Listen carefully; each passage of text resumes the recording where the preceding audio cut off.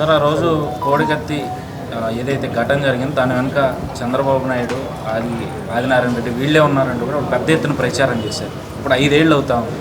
కోడికత్తి scene బయటికి రాలేదు. దాని వెనుకున్న నిందితులు ఎవరనేది కూడా బయటపడలేదు. ఎట్లా చూస్తారు సార్? ఇది అత్యంత దుర్మార్గం. ఈ ముఖ్యమంత్రి ఒక ఫ్యాక్షనిస్ట్ స్వభావంతో మొట్టమొదటి నుంచి కూడా దళితుల్ని మోసం చేసుకుంటూనే వస్తారు. ఇది ఎలా మొదలైందంటే వీళ్ళ చరిత్ర పులివెందుల్లో ఆ రోజు అక్కడ ఉన్నటువంటి ఎస్సీలని మరి పాలిగాళ్ల సంస్కృతితో పెంచి పోషించి వాళ్ళని దుర్మార్గాలకి వీళ్ళ దురహంకార వ్యవస్థను పెంచి పోషించుకోవడానికి వాళ్ళని మరి ఎరగా చూపి ఒక పావులుగా వాడుకుని వాళ్ళని ఆ రోజు నుంచి ఈ రోజు వరకు మోసం చేస్తూనే ఉన్నారు. మరి దాంట్లో భాగంగానే మరి ఇతను ప్రత్యక్షంగా రాజకీయాల్లోకి వచ్చిన తర్వాత రాజశేఖర రెడ్డి గారు చనిపోయిన తర్వాత మళ్ళీ అదే ఫ్యాక్షన్ తాత తరహా మరి కక్షపూరిత వైఖరి నిర్దాక్షిణ్యంగా మరి ఒక కన్న తల్లి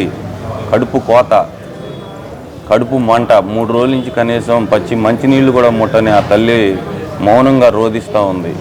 దీన్ని కూడా రాజకీయం చేయటం మరి కేవలం జగన్మోహన్ రెడ్డికే చెల్లింది. మరి దాంట్లో అతనే విక్టిమ్ కాదు, అతను కంప్లైంట్ చేసినప్పుడు వచ్చి సాక్ష్యం చెప్పాలి ధర్మంగా. అతను విక్టిమ్గా ఉన్న కేసులకి హాజరవ్వడు. 14 కేసుల్లో కొన్ని వేల వాయిదాలు తీసుకుంటూ ఇవాళ చట్టాలను అపహాస్యం చేస్తూ చట్టాల్లో ఉన్న లొసుగులను వాడుకుంటూ మరి ఒక రకంగా ప్రజాస్వామ్య వ్యవస్థకు తూట్లు పొడిసి ఇవాళ అంబేద్కర్ రచించిన రాజ్యాంగానికి తూట్లు పొడిసి ఇవాళ ఆయన విగ్రహాన్ని ఓపెన్ చేసే నైతిక అర్హత ఈ జగన్మోహన్ రెడ్డికి లేదు.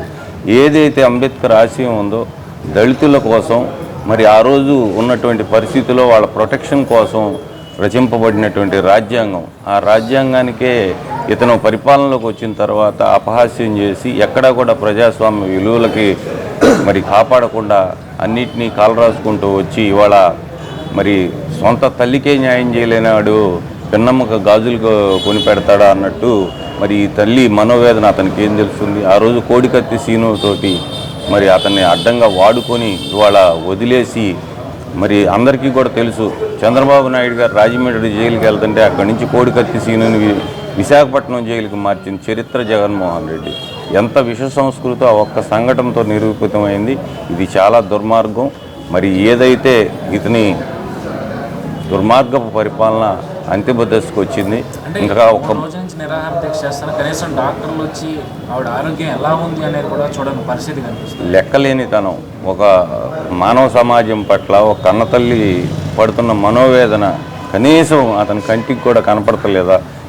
ఇంకా పరిపాలించే అర్హత, ప్రజలను పరిపాలించే అర్హత, దళితుల పేరెత్తే అర్హత కూడా, నైతిక హక్కు కూడా ఈ జగన్మోహన్ రెడ్డికి లేదని చెప్పి తెలియజేస్తా ఉన్నాను.